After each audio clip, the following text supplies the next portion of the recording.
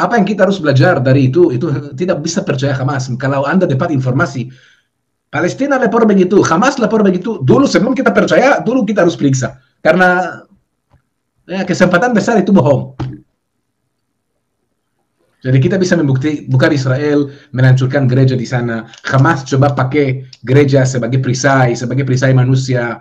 Itu hanya membukti buat kita kejahatan mereka. Nah, lanjut. Assalamualaikum warahmatullahi wabarakatuh. Hampir 80% Kristen Indonesia membela Israel, pro dengan Zionis. Berbeda dengan wanita Kristen yang saya bawakan di dalam video ini. Dia malah sebaliknya. Dia menyerukan kepada masyarakat dunia untuk memboikot produk-produk Israel. Karena dengan membeli produk-produk Israel, sama saja katanya Israel memakai uang tersebut untuk membeli senjata dan membunuh rakyat sipil serta anak-anak dan perempuan dari warga Palestina. Wah, ini cerdas nih perempuan Kristen satu ini. Sampai-sampai dia berpikir seperti itu dan menyerukan sekali lagi untuk memboikot semua produk-produk maupun perusahaan yang dari Israel. Karma dibayar kontan guys, inilah yang terjadi kalau orang-orang satu dunia secara simultan memboikot produk-produk yang berpartisipasi dalam pendanaan perang Israel dan juga mensupport Israel.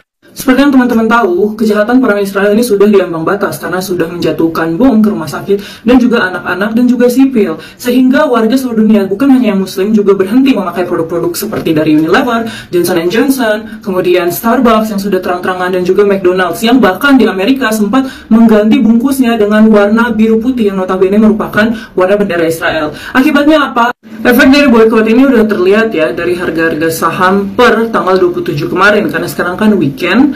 Jadi kalau teman-teman buka nih di Google nih, lihat dari Nestle, Johnson & Johnson dan sebagainya. Nah, itu semua sudah mengalami penurunan yang signifikan karena orang-orang di seluruh dunia stand with Palestine. Ingat, ini masalah kemanusiaan, bukan masalah agama. Banyak juga di Palestine orang Kristen dan Yahudi yang juga terbunuh karena mereka juga civilians di sana. Dan Israel tidak hanya melawan Hamas, mereka melawan sipil. Oke, nah itu dia teman-temannya dari videonya Muhammad Yusuf. Dan berikutnya kita akan melihat juga bagaimana pemberitaan di Tribun TV ya. Dan diceritakan di sana memang seperti begitu kalau Israel juga melakukan pengeboman gereja di Gaza. Dan langsung saja kita akan melihat bagaimana beritanya. Ini dia. Sebuah ledakan dilaporkan terjadi di gereja Saint Porphyrius di kota Gaza pada Kamis 19 Oktober 2023 malam hari. Informasi tersebut berasal dari Kementerian Dalam Negeri Gaza dan Patriarkat Ortodoks Yerusalem. Kementerian tersebut juga menyatakan bahwa dengan adanya ledakan di gereja itu menyebabkan banyak orang terluka dan mati syahid. Sementara menurut Al Jazeera setidaknya ada 8 orang meninggal akibat serangan tersebut. Adapun dikabarkan gereja yang terkena serangan itu merupakan salah satu gereja tertua di dunia. Sebelumnya, gereja Saint Porphyrius ini juga telah dijadikan tempat berlindung ratusan pengungsi di tengah konflik Hamas-Israel. Dilansir dari The Wall Street Journal, para saksi di lokasi kejadian mengatakan bahwa tim penyelamat sedang menggali puing-puing bangunan gereja. Mereka juga menarik keluar orang-orang yang beberapa di antaranya menderita luka-luka. Salah satu pengungsi di gereja Ortodoks Yunani tersebut, yakni Majdi Cildah, mengatakan bahwa dirinya yakin seorang anak telah tewas dalam ledakan. Kantor berita Palestina, yakni Wafa, juga melaporkan bahwa seorang gadis muda tewas di situ. Tak hanya itu, beberapa orang lainnya juga terluka di kompleks tersebut. Adapun dikabarkan kondisi bagian depan gereja juga mengalami kerusakan. Setidaknya satu bangunan di dekatnya diyakini telah runtuh. Di sisi lain, dalam sebuah pernyataan, Patriarkat Ortodoks Yerusalem mengaitkan ledakan di gereja tersebut dengan serangan udara Israel. Ia mengatakan Israel telah menargetkan gereja-gereja dan lembaga-lembaganya, serta tempat perlindungan yang disediakan untuk melindungi warga yang tidak bersalah, terutama anak-anak dan perempuan yang kehilangan rumah mereka akibat serangan udara Israel. Sementara itu, awal pekan ini, seorang pengungsi di gereja, yakni George Sabin, mengatakan kepada Al Jazeera bahwa hidupnya telah diselamatkan berkat sebelumnya berlindung di gereja Saint Porphyrius. Sebagai informasi, kehancuran gereja Saint Porphyrius ini terjadi kurang dari 2 minggu setelah Hamas melancarkan serangkaian serangan terhadap Israel yang menewaskan 1.400 orang dan menyandra lebih dari 150 orang. Oke, dan itu aja teman-temannya berita yang sudah beredar di Indonesia kita ini ya. Dan sekarang giliran kita akan melihat bagaimana ya langsung beritanya dari Israel. Apakah memang benar ada pengoboman gereja di wilayah Gaza yang dilakukan oleh tentara militer Israel, atau ini hanyalah sebuah berita bohong? Mari kita lihat dari Geva Hadayah dari channel Isranesia. Ini dia. Baik, seperti yang tadi saya kabarkan bahwa di Indonesia hari ini sedang ada kabar tentang bagaimana satu gereja diberitakan di Gaza dibom oleh Israel. Kira-kira kabar ini apa yang terjadi, Bro Geva? Oke. Saya akan mulai dengan berkatakan kenapa saya sedikit senyum walaupun hatiku menangis. Tapi hari ini saya bisa sedikit senyum karena ada Tuhan. Dan Tuhan kasih tahu kita kebenaran. Hamas bisa Hamas bisa bohong. Hamas bisa bohong sampai besok. Tapi ada Tuhan. Dan Tuhan membukti buat kita apa yang benar. Dan makin waktu lewat, ya, makin dunia ini mengerti siapa itu Hamas, kejahatannya, kebenciannya. Dan pelan-pelan, aslinya keluar, Hamas expose. Nah, salah satu alasan saya tersenyum karena makin kita dengar rumor-rumor tentang gereja dibom, rumah sakit yang dibom, kita bisa tahu Hamas makin stres. Hamas makin stres dan Hamas makin mengerti Israel tidak akan mengampuni. Sampai sekarang Israel belum memang berperang dengan Hamas. Itu hanya operasi. Hamas tembak rudal, Israel bom dari udara. Tahun 2014 ya, Israel masuk sedikit ke dalam Gaza untuk menghancurkan terowongan teror Hamas, tapi itu memang perang rasmi. Itu bukan memang atau bisa bilang begini, tentara Israel belum pernah dapat perintah dari pemerintah musnahkan Hamas. Dan kali ini kita bisa lihat tentara Israel dapat perintah dari pemerintah. Tujuan mereka, order mereka, rencana IDF itu musnahkan Hamas. Dan Hamas mulai stres. Apa Hamas melakukan pada waktu dia masuk stres, masuk panik? Coba bikin propaganda, coba berbohong. Kita lihat kemarin dengan rumah sakit. Dan sekali lagi, tidak mungkin Israel akan bom gereja. Itu salah satu propaganda mereka. Tentara Israel tahu kalau mereka akan bom gereja yang terletak di Gaza. Dunia ini akan marah. Tapi kami juga tahu Hamas selalu coba pakai manusia sebagai perisai. Nah, kali ini Hamas pakai gereja dan orang Kristiani yang ada di Gaza sebagai perisai manusia. Hamas pakai salah satu bangunan yang ada di seberang gereja, di sebelahnya gereja, di bangunan yang ada di sebelahnya gereja, untuk pakai bangunannya tembak rudal. Mereka mau pakai bangunannya untuk tembak rudal dengan tujuan dan harapan tentara Israel akan bom gereja itu. Tapi Israel itu tidak bodoh. Israel mengerti propaganda mereka. Israel betul balas dengan rudal. Tapi IDF punya teknologi yang luar biasa. Mereka punya rudal bernama Tammuz dan yang sekarang yang lebih maju, lebih teknologinya lebih tinggi, yang bisa serang dan hancurkan persis ruangan atau bangunan mereka ingin dihancurkan. Jadi tentara Israel mereka pakai bangunan yang ada di sebelah gereja untuk tembak rudal, dan Israel balas dengan rudal Israel, tapi mereka hancurkan hanya rumah yang ada di sebelah gereja tanpa menghancurkan gereja. Oke, itu tidak bertahan untuk Hamas. Itu tidak bertahan Hamas untuk membohong kepada dunia dan memberitahu kepada dunia, Israel bom gereja, Israel bom gereja. Walaupun itu bohong, 100% bohong, itu salah satu dari propaganda. Sekali lagi, kita tidak bisa percaya Hamas. Dia selalu berbohong. Dia selalu, semua ideologi dia berdiri atas kebohongan. Nah, untuk memang subjek ini, saya sebentar lagi kita akan lihat video, kita sudah prepare untuk temu. Tapi ada seorang Israel, Arab, Muslim.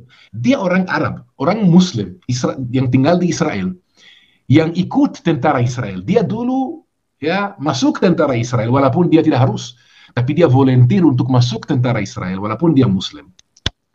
dan dia terluka di perang Lebanon kedua. Dan sesudah dia selesai, ya wajib militer, buat dia itu bukan wajib karena dia Muslim, tapi dia volunteer. Sesudah dia selesai servis, dia mulai bekerja ya untuk Israel dan menjelaskan posisi Israel kepada dunia, khusus dengan negeri-negeri Arab. Namanya Yusuf Haddad. Dan dia memang menjelaskan tentang apa terjadi di gereja di Gaza. Silakan kita lihat Yusuf Haddad. Oke, saya potong aja dulu teman-teman ya. Jadi sangat jelas sekali ya, berita-berita yang kita dengarkan di Indonesia selama ini, menurut penyampaian dari Giva Hadaya yang dari Israel ini, itu adalah kebohongan atau propaganda yang dilakukan oleh kelompok milisi Hamas. Ya kan, jelas sekali teman-teman, dikatakan tadi ya bahwa sebenarnya Israel tidak mengebom gereja. Hanya saja gereja yang ada di Gaza ini ya, di sebelahnya itu adalah tempat atau gedung yang memang biasa dipakai untuk pengungsian mereka, kelompok milisi Hamas. Ya kan, sehingga yang menjadi target daripada Israel ini bukanlah gereja, tetapi gedung yang ada di sebelahnya. Dan jelas tadi dikatakan ya kan bahwa gereja sedikit pun tidak mengalami kerusakan oleh karena roket atau rudal yang dilepaskan oleh tentara militer Israel di gedung yang ada di sebelah gereja, ya kan? Dan setelah ini kita akan mendengarkan saja bagaimana juga penjelasan dari seorang Arab Muslim yang tinggal di Israel, bahkan menjadi seorang tentara Israel. Ya, tentunya nanti pada kesempatan ini kita boleh melihat bersama bahwa ini bukanlah berita hoax atau berita kaleng-kaleng, tapi ini benar ya, Arab Muslim saja memberikan kesaksian tentang bagaimana apakah memang Israel melakukan pengeboman gereja ataupun tidak. Dan berikut videonya. Arab Muslim yang tinggal di Israel. Silakan kita bisa lihat videonya. Did the IDF attack a church in Gaza? Ladies and gentlemen, fake news. After getting caught in their lie about the bombing of the hospital in Gaza, Hamas is Oke, sorry kita coba ulang. Dari awal. Yusuf Haddad, Bapak Ibu, saya juga rekomendasi yang bisa bahasa Inggris. Saya rekomendasi ikuti dia menjelaskan luar biasa. Oke, kita ulangi. Nanti Bro Gapa nanti tambahkan bantu untuk terjemahkan supaya nanti teman-teman kita di Indonesia bisa langsung kira-kira apa yang diucapkan sama. Boleh. Okay. Did the IDF attack a church in Gaza? Ladies and gentlemen, fake news. After getting caught in their lie about the bombing of the hospital in Gaza, Hamas is increasing its propaganda efforts. This time, they are trying to get the Western and Christian worlds to oppose Israel because, according to them, the IDF destroyed a church in Gaza, injuring Christians.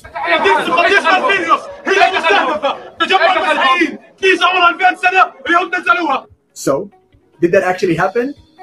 Nope. The reality is that Hamas terrorists established a headquarters next to the church to use as protection and the worshipper next to it as human shields. It's from nearby this church that Hamas operates its terrorist infrastructure.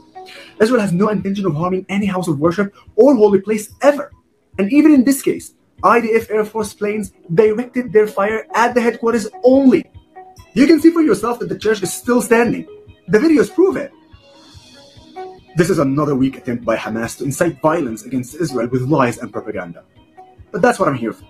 And by the way, the only group harming Christians in Gaza is Hamas, who has been persecuting them ever since coming to power. In Gaza, Christians are a disappearing, mistreated minority, while the Christian community in Israel is thriving and flourishing. Share, so the whole world knows the truth. Di sini memang Yusuf Haddad memang menjelaskan persis apa yang kita berbicara tadi. Dia persis apa yang kita berbicara tadi. Dia menjelaskan bagaimana itu salah satu propaganda Hamas. Dia pakai gereja, pakai penduduk di sana. Kalau saya tidak salah di Gaza ada hanya 1.000 orang Kristiani. Yang daripada waktu Hamas menguasai mereka, kehidupannya pasti lebih jelek. Dan mereka pakai gerejanya yang ada di situ ya, atau bangunan di sebelahnya untuk teror. Israel bom persis ya cabang Hamas. bukan gereja. Tapi Hamas pakai cerita itu, pakai bohongan itu untuk menjelekan Israel. Apa yang kita harus belajar dari itu tidak bisa percaya Hamas. Kalau Anda dapat informasi, Palestina lapor begitu, Hamas lapor begitu, dulu sebelum kita percaya, dulu kita harus periksa. Karena kesempatan besar itu bohong. Jadi kita bisa membukti, bukan Israel menghancurkan gereja di sana. Hamas coba pakai gereja sebagai perisai manusia. Itu hanya membukti buat kita kejahatan mereka. Nah, lanjut. Jadi tidak hanya penduduk Gaza yang dibuat perisai buat mereka ya, gereja, masjid juga ya bro ya. Pasti ya, masjid. Mereka pakai masjid untuk tembak rudal, come on. Luar biasa ya. Jadi satu persatu dibuka siapa sih sebenarnya Hamas? Satu-satu kebohongan mereka dibuka satu-satu. Iya. Oke. Oke ya, dan sekian aja teman-teman yang bisa saya bagikan kepada kita semua pada kesempatan siang hari ini. Saya teringat dan di bagian awal tadi dikatakan oleh G. Fahadaya ini bahwa sebenarnya militer Israel tidak pernah sebelumnya mempunyai target untuk menghabisi Hamas ini. Tetapi oleh karena serangan di tanggal 7 Oktober 2023 itu sebabnya memang dari pemerintah Israel seperti apa yang kita lihat hari-hari ini bahwa Perdana Menteri Israel yaitu Benjamin Netanyahu memerintahkan agar kelompok milisi Hamas ini memang harus dihabiskan, harus dihancurkan.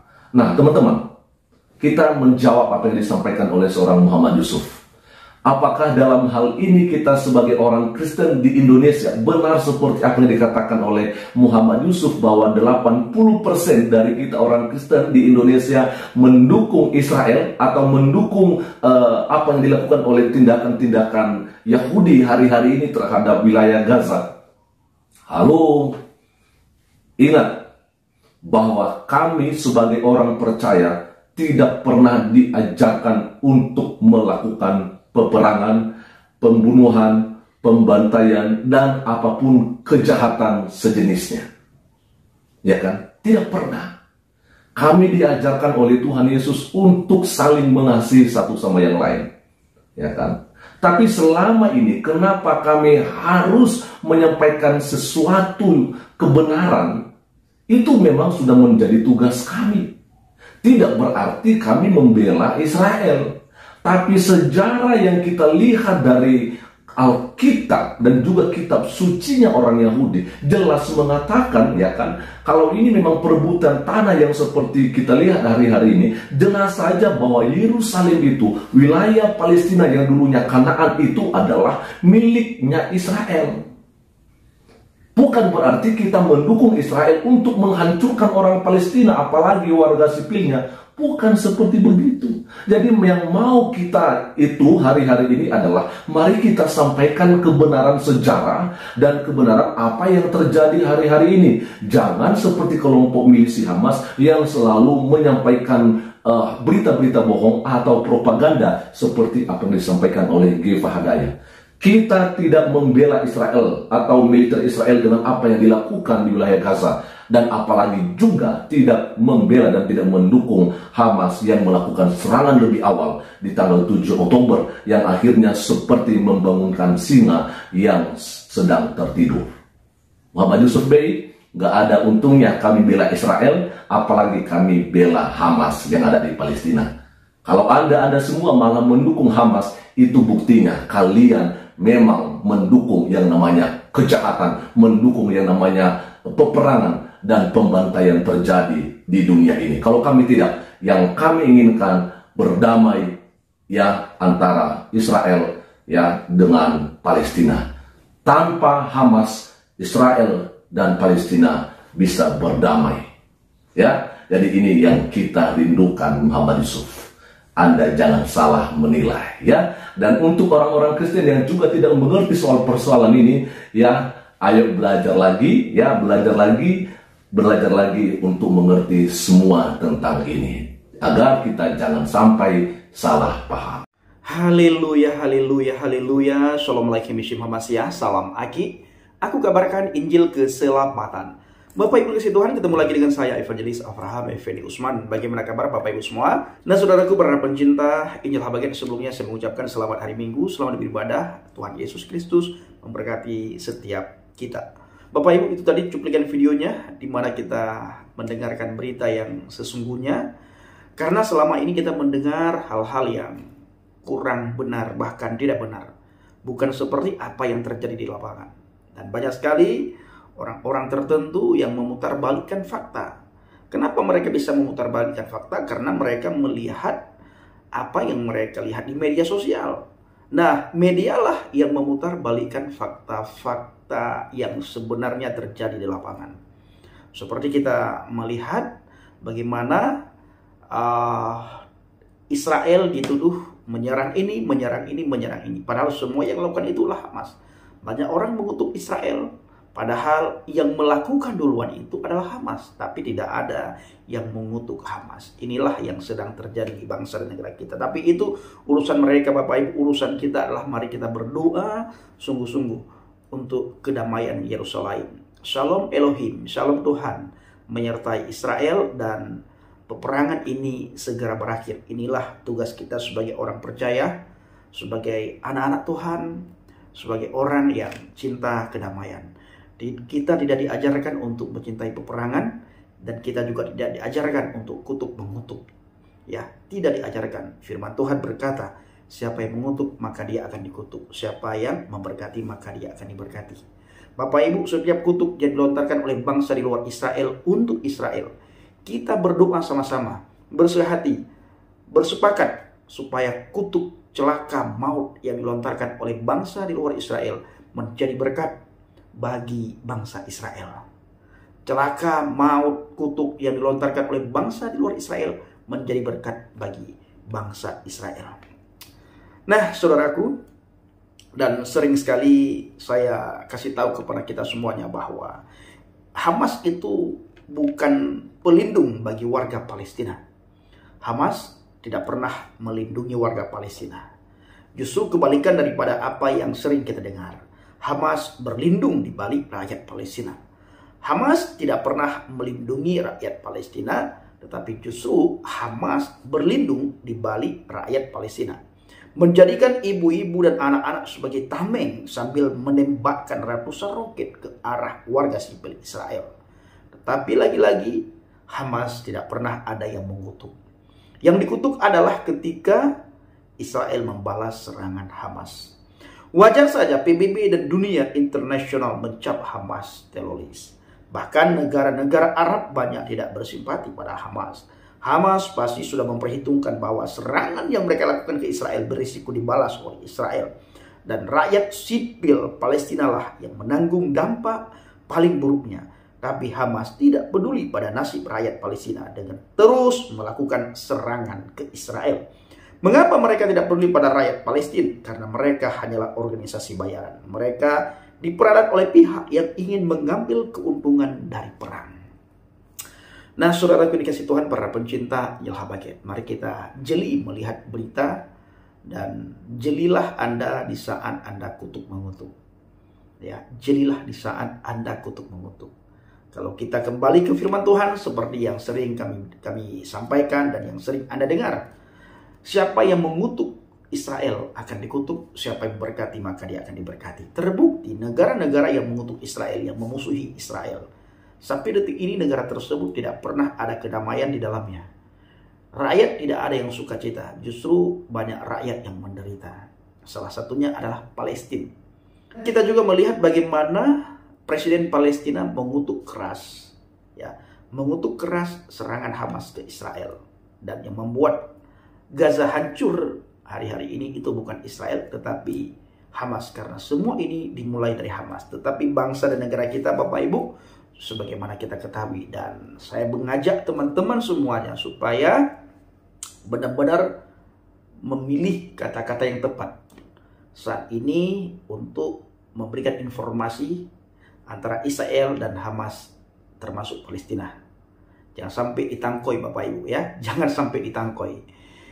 Kenapa bisa ditangkoi? Karena desakan orang banyak. Seperti yang kita lihat kemarin.